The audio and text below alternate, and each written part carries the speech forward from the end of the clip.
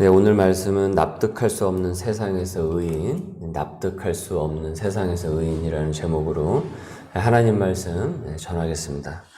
하박국 선지자가 하나님, 어째서 선한 의인이 이 세상 가운데서 고통을 받고 악인이 잘 먹고 잘 사는 것은 어떻게 된 연유입니까? 라고 물었습니다. 수천 년 전에 하박국의 그 질문이지만은 오늘도 뭐 이런 질문을 우리가 문득문득 여기저기서 하게 되죠.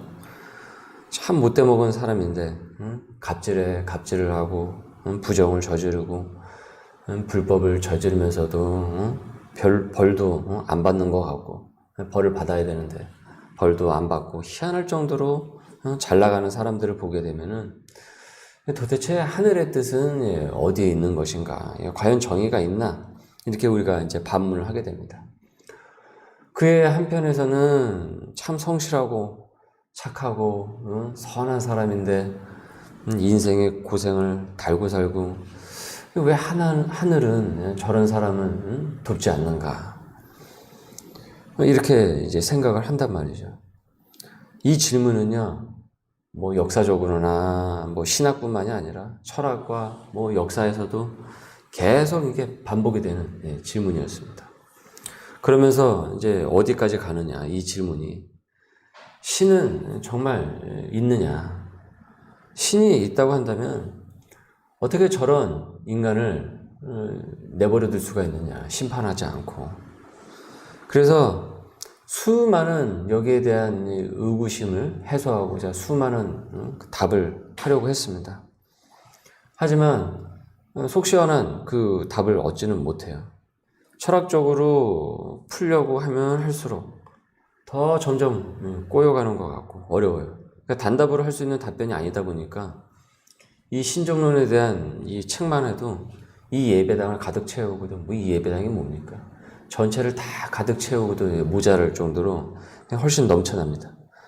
그만큼 어렵고 답도 이제 명확하지가 않으니까 그러니까 지금까지도 이 질문을 하고 있는 것이겠죠.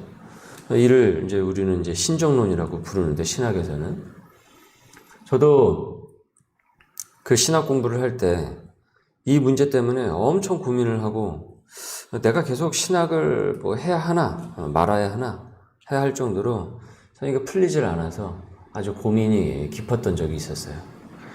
지금 욥은 이 얘기를 이제 꺼내고 있습니다. 이 친구들과 계속 이제 여러 얘기를 주고받으면서 17절 말씀을 보십시오.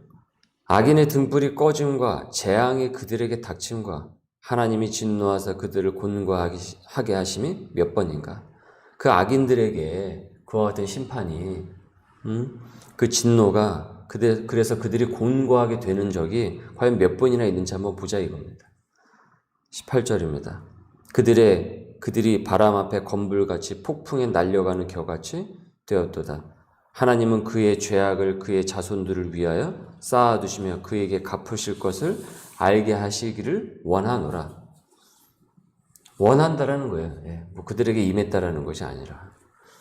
그러면서 23절을 이제 보시면 어떤 사람은 죽도록 기운이 충실하여 안전하며 평안하고 별일도 안 일어나고 24절 그의 그릇에는 젖이 가득하며 그의 골수는 윤택하고 어떤 사람은 마음의 고통을 품고 죽음으로 행복을 맛보지 못하는구나. 어떤 사람은 반대편에 있는 어떤 사람들은 마음에 끊임없이 고통과 어려움을 겪으면서 그리고 죽고 행복을 맛보지 못하는 이런 일이 생긴다라는 거죠. 그러면서 26절에 이 둘이 매 한 가지로 흙 속에 눕고 그들 위에 구더기가 덮이는구나. 저렇게 사나 이렇게 사나 구더기에 덮이는 인생이구나. 이처럼 인생사에서 이런 일들이 벌어진다. 그러면서 친구들에게 이렇게 항변을 하고 있는 거예요. 30절을 보십시오. 30절 악인은 재난의 날을 위하여 남겨둔 바 되었고 진노의 날을 향하여 끌려가느니라. 그러니까 이 얘기는 무슨 얘기냐. 이제 그들이 하는 말을 잘 들어보아라. 그 악한 이들이 하나님이 진노하셔서 재앙을 내리셔도 항상 살아남는 사람은 누구라고 그럽니까?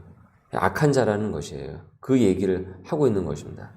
악인은 재난 날을 위하여 남겨둔 바 되었다는 거예요. 여전히 그 심판이 임하지 않고 이렇게 보니까 잘 나가는 것 같고 잘 먹고 잘 살고 있는 것 같다. 이 번역이 조금 이게 오해가 있을 수가 있습니다. 그래서 우리가 이 번역을 좀 잘 보실 필요가 있는데, 그러면서 31절에 이렇게 나오죠. 누가 능히 그의 면전에서 그의 길을 알려주며 누가 그의 소행을 보응하랴. 그의 소행, 그의 행실을 누군가 보행을 하겠느냐. 도대체 하늘에 있다고 한다면 어찌 저런 인간을 가만히 둘 수가 있느냐. 그러니까 그런 의구심과 질문을 지금 끄집어내서 지금 얘기를 하고 있는 거예요, 욥이. 그러면서 얘기를 하는 거죠. 34절에. 그런데도 너희는 나를 헛되이 위로하려느냐. 너희 대답은 거짓일 뿐이니라. 그러니까 너희들은 인과응보식으로 바라보면서, 그러니까 내가 죄를 지어서 내가 무슨 잘못을 해가지고 지금 내가 이 어려움에 닥친 것이라고 너희들은 계속 나한테 몰아붙이고 나를 힘들게 하지 않았느냐. 그런데 이런 세상사에서 이해할 수 없는 이런 일들이 벌어지는데, 그렇다고 한다면 너희들의 지금 말은 지금 앞뒤가 맞지 않는 것 아니냐. 이런 식으로 지금 친구들에게 항변하고 있는 것입니다. 그러니까 쓸데없는 얘기 하지 마라. 그런 거짓 위안은 필요 없다라는 것입니다. 그러니까 다 그거 거짓말이라는 거죠. 너희들이 하는 얘기는 다 틀린 얘기다. 친구들은 욥의 고난을 너가 하나님 앞에서 무언가 잘못을 했으니까 네가 지금 그렇게 벌을 받고 있는 것이 그런 것이라고 단정을 지어버렸어요. 그러니까 타인의 그 고통과 이 고난을 지나치게 어떻게 해석을 했습니까? 단순 도식화 시켜버렸단 말이죠. 이 말인즉슨 욥이 지금 벌어진 이 어려움, 이 고난을, 이 사태를 다시 되돌리기 위해서는 욥이 그 죄를 되돌리기 위해서 뭘 자꾸 이렇게 해야만 하는 이 압박감으로 작용하게 돼요. 이미 주저앉은 사람이 일어나기도 어려운 그 사람에게 무언가를 또 다시 요구를 하고 있는 굉장히 잔혹한 처사를 자꾸 이 친구들은 하게 된다는 거죠. 그러니까 욥도 얼마나 이게 마음에 생채기가 나겠습니까? 그런데 친구들의 얘기를 가만히 들어보니까 아니 인생사에서 이런 일들이 벌어지는데 아니 나는 그들하고 다른 그런 삶을 살았는데 왜 나에게 이런 고난이 닥치는지 친구들의 얘기를 그대로 자기의 삶하고 대입을 하면 맞습니까? 맞지 않습니까? 공식이. 자꾸 틀린 공식이 나오는 거예요. 그러니까 지금 욥은 친구들에게 지금 이 인생사에서 벌어지는 이 일을 끄집어내가지고 지금 친구들에게 항변을 하고 있는 것이죠. 굉장히 그 얘기가 깊죠. 깊이 들어가죠. 그래서 욥이 이 소그룹에서 할 때 우리의 가정사라든지 뭐 우리가 일 가운데서 세상에서 살고 있는 그런 부분들을 이 고난과 그 의미들을 끄집어내는데 굉장히 이 깊이 있는 그 나눔이 소재가 되는 것이 바로 사실 욥기입니다. 그래서 이제 좀 코로나가 잠잠해지고 그러면 우리가 이제 구역과 이런 것을 통해서 좀 이 욥을 조금 더 깊이 들어갈 수 있기를 바라는데요. 어쨌든 이 진단이 잘못되었죠. 친구들은 하나님과 욥의 상황을 전혀 알지 못했어요. 하나님의 뜻에 대해서 전혀 깨닫지 못하고 있었어요. 그리고 욥의 상황을 굉장히 단순하게 봤단 말이죠. 그래서 자기들 생각하는 선에서 판단하고 정죄를 했습니다. 그러나 욥의 문제가 어떻게 됐습니까? 친구들이 얘기하면 얘기할수록 풀립니까? 풀리지 않습니까? 점점 더 복잡하게 꼬여가고 있단 말이에요. 그 꼬인 매듭을 더 꼬아버리고 있는 것이죠. 욥은 너희들의 말대로 그렇다고 한다면 그럼 세상에서 악인들에게 벌어지는 이런 일들은 어떻게 설명을 할 것이냐 하면서 따져 묻습니다. 우리는 욥이 제기한 이 문제, 그러니까 이 신종론에 대한 문제를 친구들에게서도 욥에게서도 답을 얻을 수가 없어요. 오늘 말씀을 본다고 한다면. 서로 욥과 친구들이 옥신각신하지만은 이들을 통해서 현명한 답, 성경적인 답을 얻을 수 없다라는 거죠. 계속 철학적인 질문에 꼬리에 꼬리를 무는 질문과 헤매는 오답만 난무할 뿐입니다. 수없이 지금까지 역사적으로 그와 같은 문제에 대해서 제기를 하고 철학적으로 풀려고 했지만 여러분 철학사적 한번 여러 가지 갖고 한번 풀어보려고 해보십시오. 그거 되게 복잡해집니다. 머리만 더 복잡해지고요. 풀리지 않습니다.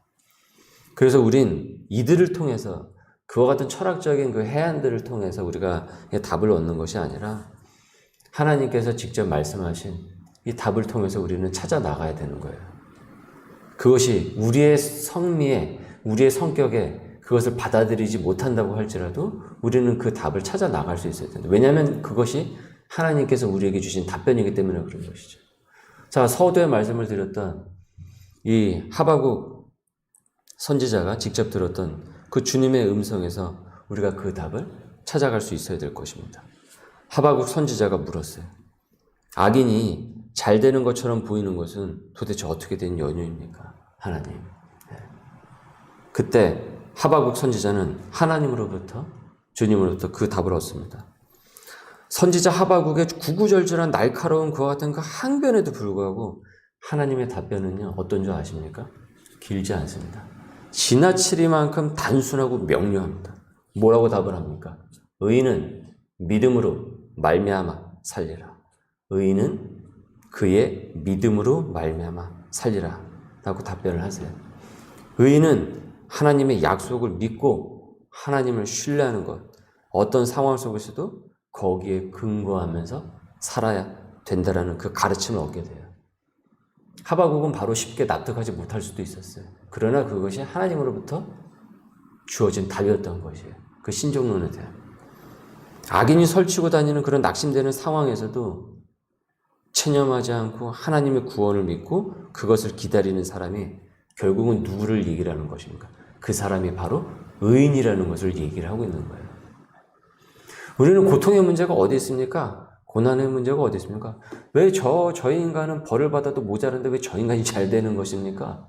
우리는 거기에 대해서 묻지 않습니까? 근데 하나님께서는 뭐라고 답을 해주시는 겁니까? 너가 지금 어느 자리에 있느냐? 그걸 묻고 계시는 거예요.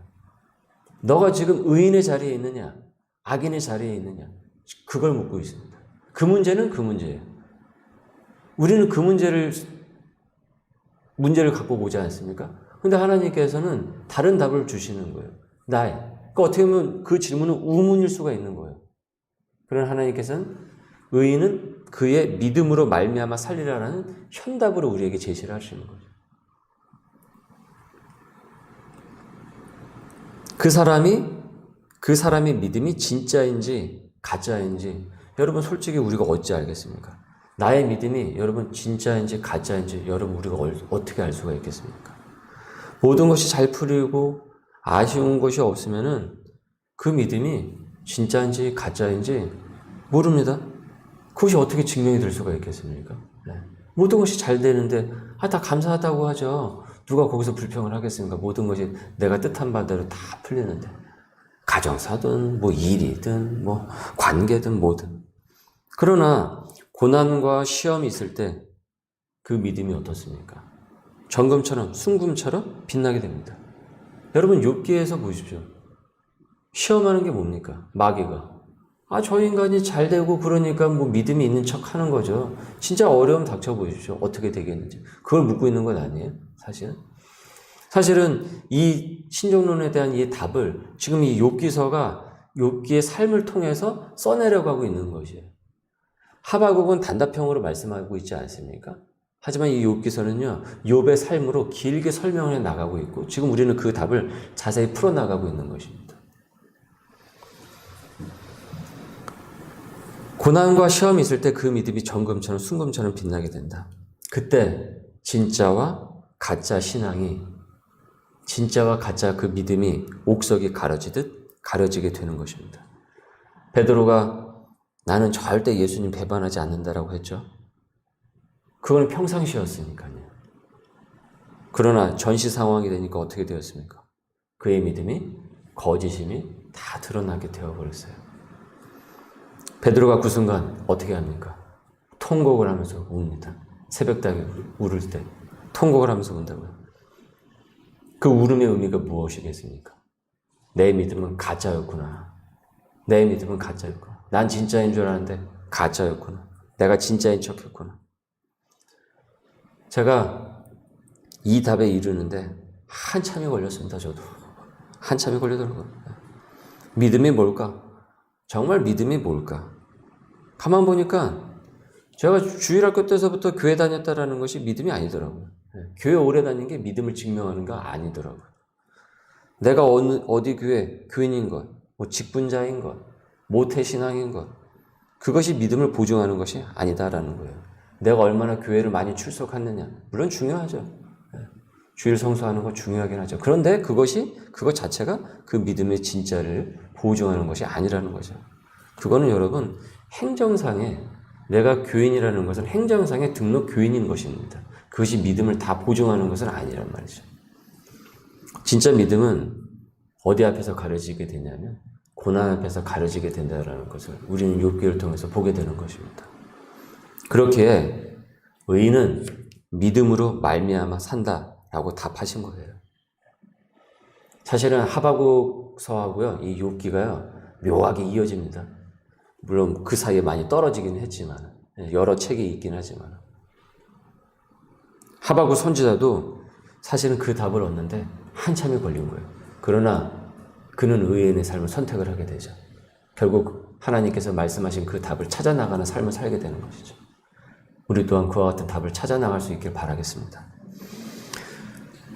우리가 진정 그 답에 이르면요, 고난을 대하는 태도가 우리는 달라지게 됩니다.